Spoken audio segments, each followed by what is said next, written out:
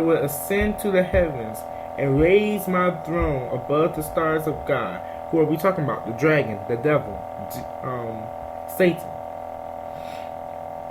And I will sit enthroned among the assembly, and up and unto most heavens of the Mount Zion.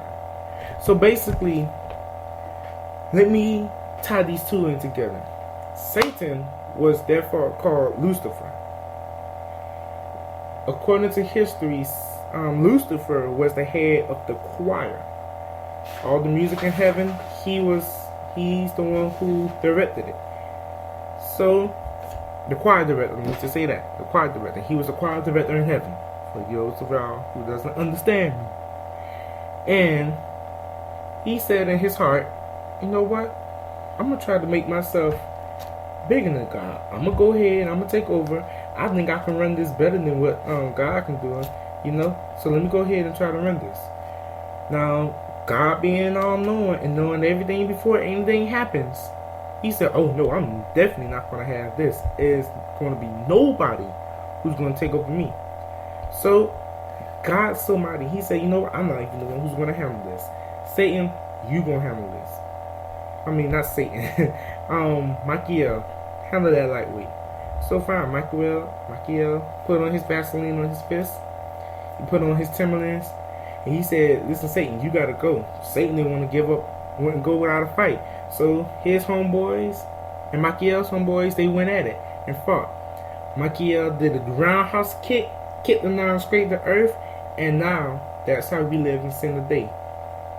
Satan got kicked out. Now he has full hatred for God. He took the keys of life and death from Adam, and then Jesus had to come down the cross, went straight to hell, ministered to the people in heaven, took the keys back. So you have to be one bad dude to walk up in somebody's house and take their keys and walk straight out, and they don't do nothing. You know you have to have all type of power when you can just walk in. It's like somebody just walking in your house, take your phone from out of your hand and walk out. They will have me. That's not even happening. I don't think they even get past my door. So for Jesus to walk down straight to hell, minister to them in hell, because that's what the Bible says, he ministered to the people in hell, take the keys of life and death, and go straight back home, one bad dude. And now, that's how we have our separation with heaven and hell today. Boom. So, what was hell made for? Hell was made for Satan. See, at that time, earth was peaceful, no evil, just like heaven. Satan was the opposite of good, so he was evil. So it couldn't be no evil in the earth, and it couldn't be no evil in hell, in the heaven. So that's why God made hell for his angels, the devil's angels, and the devil himself. And the devil said, you know what? If I can't get to enjoy heaven and get to live in this full eternity, I'm going to go and I'm going to trick Adam and Eve. And everybody who's going to come after them, they're going to have to live in that same crap that they put themselves in. And that's what he did, but he really didn't manage to succeed. So now Satan is out there and he's trying to get everybody, as much as he could, to go down to hell with him. So, like I said before, what type of punishments there's going to be? And if we say, okay, fine, if there's torture, I can manage it. You know, eternity is not a long time. Let me just rephrase this. Let's say the leg was broke. Whoever had their leg broke, I had my leg broke. But let's say if you ever went through this experience, you know what I talk about. Women, I got the good one. Women, labor. Oh my God. When y'all was in y'all 8 hours of labor, y'all felt like y'all was in 80 years worth of labor. Tell the truth though. Not that I would know, but How my mom always rubbing in my face, I'm the one who pushed you out. You know, I get to hear about some of y'all pain. So let's say y'all went in 8 hours of labor. Pain is nothing to play with. What seems like 8 minutes seems like 8 hours. What seems like 8 hours seems like 8 years. What seems like 8 years is 800 years, basically. So let's say you was in labor for eternity. Eternity, meaning it never stops. It never gets old. And let's say you was in labor for eternity, for the rest of your life. How many of you would just probably take a knife and just kill yourselves? Most of y'all. It just never stopped. You just still have that pain in you. You know? So, this pain is, you're never going to get over it. There's always going to be something new. There's tormentors down in hell. It's just ridiculous. Now, I want you to get a picture of what it's like. Let's go to 2 Chronicles 28, verse 1 to 3.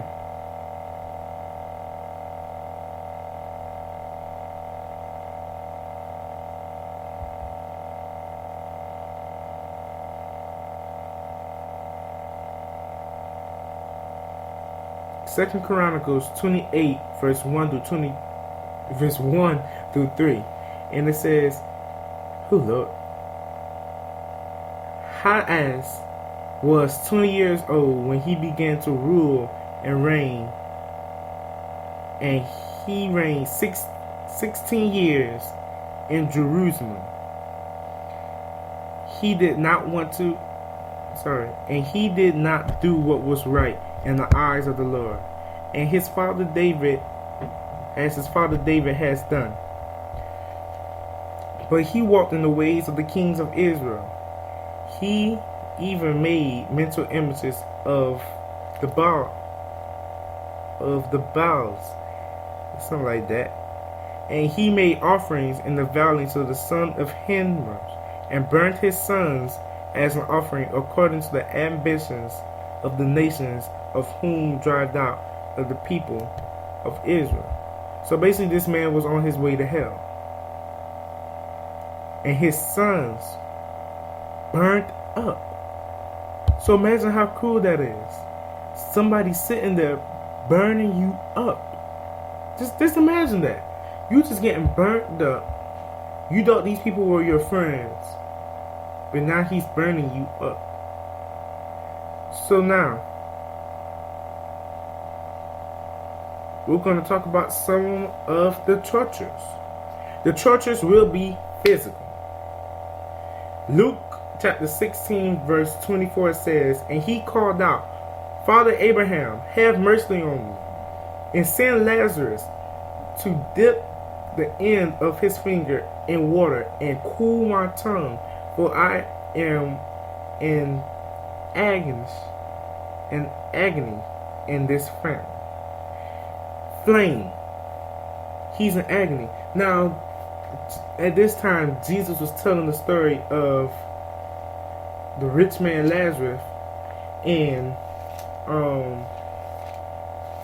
not the rich man Lazarus, a rich guy, and the poor man Lazarus. I'm going to go to that story. I want to actually give the whole picture. And he says in verse 1, Jesus told the disciple, there was a rich man whom managed a curse of wasting his possessions. Meaning, there was a rich man. So this is not one of Jesus' parables. This is real life. This has happened before. And he was saying that this guy, let me put it into modern terms. Yo man, there was this rich guy, dog, and he drives himself a Bentley. He has Rolls Royce, 3 Mercedes Benz, and a Ferrari for his grandchild. And you know his cousin, he broke, and he won't forgive him his Mercedes Benz. He won't even let him drive his Mercedes Benz. And dog, every day this dude, he have a big old feast, dog. and he just have a party. And he just spend all his money. He goes to the club and he make it rain. And when he make it rain, he just give up $25,000 just like that, and he just throw it up in the air. And then his cousin, he wouldn't give not even $100 to his cousin so that way he can get him some food stamps. You see that? That's basically what he was talking about. Now, the rich man died, and Lazarus died too, both at the same time. Lazarus was in Abraham's bosom. Now, this is before Jesus died. Before Jesus died and made a way for us to go to heaven, there was a big gulf between hell and this place called Abraham's bosom. And the people in hell can look across from that gulf and they can see everybody in Abraham's bosom, and they can see total paradise right there. And not to be funny, right there in literally hell. So Lazarus called out and said, Father Abraham, send him down, send Lazarus, and tell him to dip his finger in water, so that way he can come here and cool my tongue. For I'm in pain in this flame. So basically, it's not all fun and games in hell. In other words, this is a flame. This is a fire that you cannot put out. You talking about thousands of degrees. Oh, I wish I had that tape with me. Creflo Dollar is speaking this, and this is probably one of the reasons why I got saved. There was a group of scientists that was digging down into the earth. It was digging around 2,000 miles into the earth to hear the movement of tectonic plates. And they stuck a microphone down there. And they kept digging, and all of a sudden, temperatures began to rise over 2,000 degrees. It was so hot, they said that the monitor malfunctioned. That's how hot it got, that over 2,000 degrees. And then they said they began to hear a cry, and basically what they heard was chains moving, people screaming, and I heard the tape myself. And now you hear this one guy, everybody's screaming, and you got this one guy, help me, help me, help me, help me. And it was just in such torture. And they said it wasn't just one person. They said it sounded like a multitude, thousands of people that were being tortured at a time. So what am I trying to tell you today, ladies and gentlemen? Am I trying to put fear in your heart? In a way, yes. Because the fear of hell developed my fear for God. Just think about it. If you're not saved, if you're not born again, this place that I just described to you, that's where you're going to go. No ifs, ands, or buts about it. If you're not believing in Jesus Christ, you're surely going to go on your way to hell. People say, you're going to send me to hell like that? I'm not sending you to hell. I'm just telling you how it's going to go and how things are going to be. Even if you got born again, fine. Now you have to live it out. Action speaks louder than the words that we say.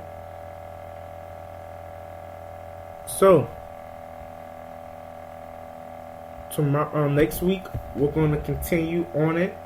And I'm going to continue to explain about the churches in hell and the things that we're going through that's going to happen in hell. The church will be physical, the church will be spiritual, and the church will be mental. And I may just show you that tape, the Creflo Dollar, The Sounds of Hell. Alright? So thank you, ladies and gentlemen. Have a nice day. Stay blessed. And I'll see you next week as we continue our series about hell.